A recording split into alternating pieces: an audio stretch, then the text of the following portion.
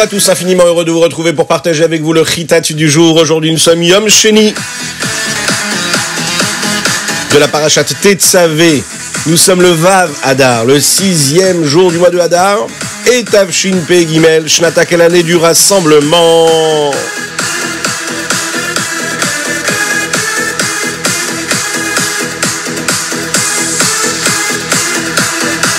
Et nous allons commencer tout de suite avec le Chumash. Quel magnifique Chumash. Aujourd'hui, nous allons parler du Choshen Mishpat. Le Choshen Mishpat, c'est le pectoral. Le pectoral était porté par le Kohen Gadol. Akadosh Baruch Hu dit à Moshe Rabbeinu, demande aux artisans qui, eux, s'occupaient de fabriquer les différents vêtements des Kohanim, de fabriquer un pectoral. Qui est-ce qui avait la possibilité de le porter? Eh bien, en particulier Aaron. Parce qu'Aaron, lui, il avait eu cette joie-là. Il avait ressenti dans son cœur une joie lorsque Moshe Rabbeinu était devenu le chef du peuple d'Israël. Et donc le pectoral allait racheter toutes les erreurs judiciaires qui pouvaient être commises dans les jugements que Aaron HaKohen pouvait avoir. Il devait être fait avec les mêmes matériaux qu'on avait utilisés pour le éphod. Il y avait 28 fibres différentes. Il y avait un fil d'or retors avec ses 6 fibres de laine turquoise. Il y avait un fil d'or retors avec 6 fibres de laine pourpre. Il y avait un fil d'or retors avec 6 fibres de laine écarlate et un fil d'or retors de 6 fibres de lin retors. Waouh! Vous imaginez un petit peu tout cela? Il devait être plié et carré. Une fois plié, il fallait demander aux artisans de le sertir de pierres précieuses. Ces belles pierres précieuses dont on parle quand on parle du Choshen Mishpat. Il fallait compter 4 rangées rectangulaires. La première rangée, elle comprendra une cornaline, une émeraude et une topaze. Ce sont des pierres précieuses. La deuxième rangée, elle, un grenat rouge, un saphir et un diamant. La troisième rangée, un zikron, une agate et une améthyste. La quatrième rangée, une aiguille marine, un onyx et un jaspe. Vous imaginez un petit peu ces belles pierres précieuses qu'il y avait? Elles devaient porter le nom des fils du Ham Israël, c'est-à-dire les 12 tribus d'Israël. Les 12 par leur nom, et le nom de chacun devait être gravé comme sur un anneau à sceau. Il y avait donc les 12 tribus d'Israël qui étaient notées sur ce Choshen Mishpat.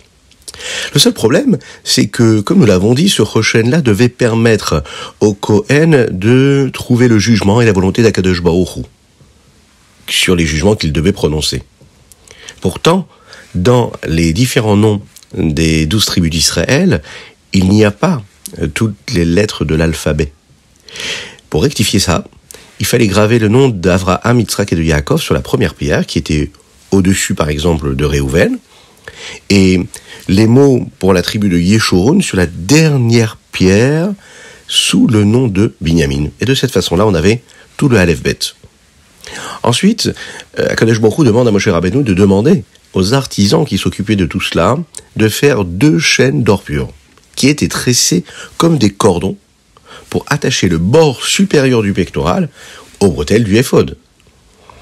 Alors, première chose qu'il devait faire, c'est qu'il devait faire fabriquer des anneaux d'or pour le pectoral, pour le Choshen.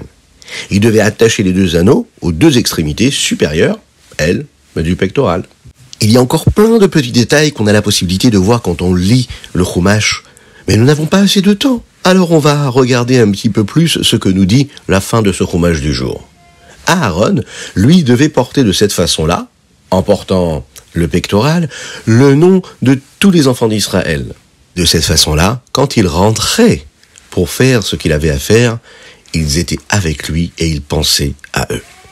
Il devait placer aussi un parchemin avec le nom de Dieu qui était inscrit dessus, dans le pli du pectoral du jugement, c'est-à-dire du Choshen Mishpat.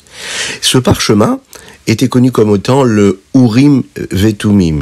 Urim et Tumim. Pourquoi?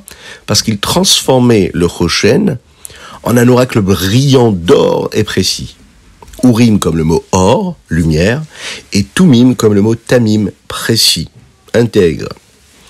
De cette façon-là, les lettres des noms des tribus étaient inscrites sur les pierres qui étaient, elles, sur le pectoral et qui s'allumaient en ordre, de façon à épeler les réponses aux questions qui étaient posées par le Ham Israël, par l'intermédiaire du roi ou des différents dirigeants du peuple d'Israël à cette époque-là. De cette façon-là, Akadosh Baruch Hu était toujours attaché au Ham Israël par l'intermédiaire, à ce moment-là, de Aaron à Cohen. De cette façon-là, le Ham Israël était toujours attaché à Dieu de la meilleure des façons.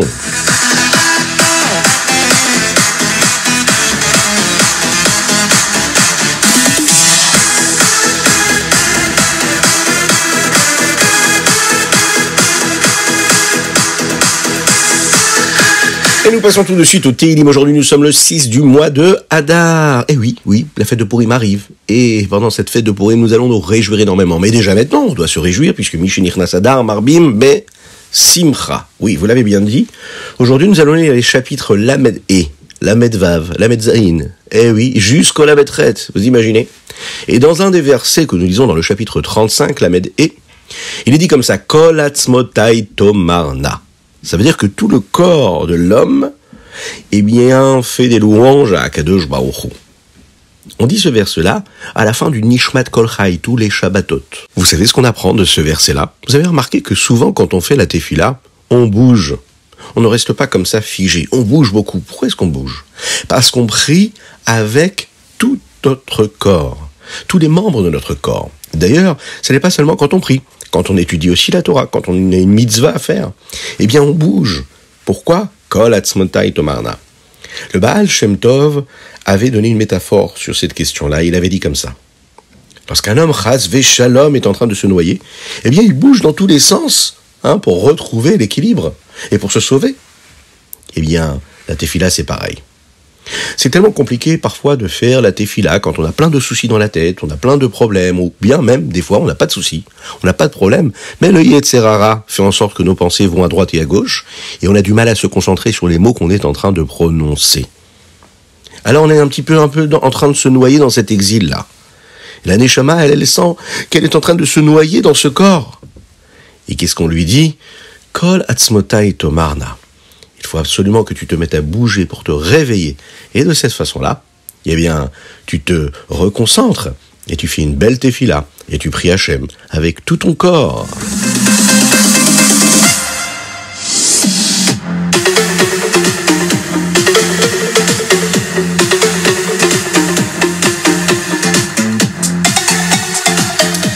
Nous passons tout de suite au Tanya du jour. Aujourd'hui, nous sommes dans le chapitre 31, Lamed Aleph, et nous sommes bien sûr le Vav Hadar Shana Pshuta. N'oublions pas de préparer une petite pièce pour la mettre dans la Tzedaka, et par cela, Mashiach arrivera. Une petite pièce dans la Tzedaka, et Mashiach arrivera. Une petite pièce dans la Tzedaka, et Mashiach arrivera. Nous étudions aujourd'hui dans le Tanya qu'il faut réfléchir, il faut approfondir notre réflexion quant à la présence d'Akadosh Baruch Hu, mais parfois l'homme peut ressentir une forme de fierté, de gava, d'orgueil, et de cette façon-là, il n'arrive pas à accomplir la Torah et les mitzvot comme il faut. L'homme a la possibilité, nous l'avons dit précédemment, de briser cet orgueil, c'est l'orgueil du Yetzer Hara. Et quand il réussit à briser l'orgueil du Yetzer Hara, il peut servir Dieu convenablement. L'homme va trouver une forme de modestie. Et on le voit à travers cette modestie, combien on est éloigné d'Akadosh Baruch Hu. Toutes ces choses qu'on ne fait pas comme on devrait les faire. Toutes ces choses qu'on laisse de côté et qu'on ne devrait pas du tout laisser de côté. On se souvient que nous sommes juifs, que chacune et chacun d'entre nous, nous avons une neshama, qui elle est une parcelle de Dieu. Nous avons en nous, dans notre cœur, de la miséricorde, de la pitié. On a pitié de notre neshama, de notre âme, qui est bloquée dans ce corps-là si étroit, si bas. On ressent les douleurs et la souffrance de l'âme, et on sent qu'on a besoin d'être aidé pour nous sauver de cet emprisonnement du corps. Notre but à nous, c'est donc d'aider cette neshama à s'attacher à Dieu, de façon à ce qu'elle puisse profiter du corps qui lui a été donné pour accomplir la volonté de Dieu. Par exemple, en étudiant la Torah, en accomplissant une mitzvah, et en particulier en étudiant les possibilités que nous avons de bien prier à Kadosh Baruch Hu. Parce que la tefila, c'est tellement important. La tefila, c'est le moment où la neshama, elle peut sortir de l'exil du corps. Elle laisse son âme s'exprimer. Ça apporte une simcha, une joie extraordinairement grande et belle. C'est l'occasion que nous avons de nous attacher à Akadosh Baruch Hu. La Neshama s'attache à Dieu par l'intermédiaire de l'étude de la Torah et de la Avoda, c'est-à-dire des efforts que nous fournissons pour faire une belle tefila.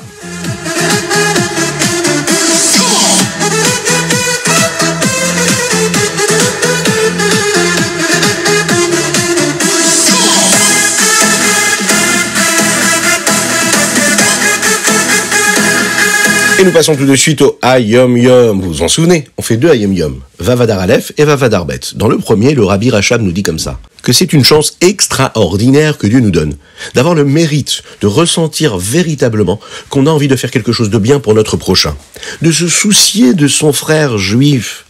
Parfois, on se soucie de l'autre plus que de nous-mêmes. Parfois, on a toutes les excuses du monde de ne pas se soucier de soi-même, parce qu'on n'est pas tellement heureux, content de tout ce que nous avons, tout ce que nous pouvons faire. Mais ce qu'on est sûr, c'est de se soucier de l'autre. On a des excuses, parce que les choses ne vont pas toujours comme on aimerait, parce que on ne sait pas qu'Akadosh Baruch Hu, ce qu'il veut, c'est du bien pour nous. Et il arrive, parfois, qu'on ne comprenne pas vraiment ce qu'Akadosh Baruch Hu choisit pour nous. Par contre, quand on fait quelque chose de bien pour un frère juif, alors à ce moment-là, on est sûr qu'on est en train de lui apporter du bien. La question ne se pose même pas. Dans le deuxième Hayom Yom, dans le Hayom Yom du Vav Adar Bet, nous parlons ici de la façon avec laquelle le Tanya a été écrit et conçu. Première chose, le Admor HaZaken nous donnait des conseils aux Chassidim en entrevue, en Yechidut, pendant plus d'une dizaine d'années. Et à ce moment-là, il a écrit le Tanya. Les hommes qui venaient le voir l'ont copié, mais il y avait beaucoup d'erreurs. C'est la raison pour laquelle le Admor HaZaken a décidé de l'imprimer sans ces erreurs-là. La deuxième chose que nous disons concernant l'élaboration du Tanya, c'est que l'Admor HaZaken a passé 20 ans à écrire avec une grande méticulosité, choisir chaque mot, chaque lettre pour écrire le Tanya. Ensuite, les personnes qui étaient autour ont copié afin de pouvoir l'étudier. Le problème, c'est qu'il y a eu beaucoup d'erreurs qui ont été faites à travers toutes ces copies-là, et le Admor HaZaken a décidé de l'imprimer afin qu'il n'y ait plus d'erreurs. Le Tzemar Tzedek a dit comme ça, que le premier Rosh Hashanah de sa vie, le Admor HaZaken a dit un Mahamar de Chassidut, qui correspond aux 3 prakim premiers du Tanya. C'est une grande valeur, c'est un grand mérite que nous avons aujourd'hui d'avoir le Tanya, qui a été imprimé, expliqué à travers des dizaines de livres de Torah qui nous permettent de comprendre tout ce que l'Admor HaZaken nous a transmis.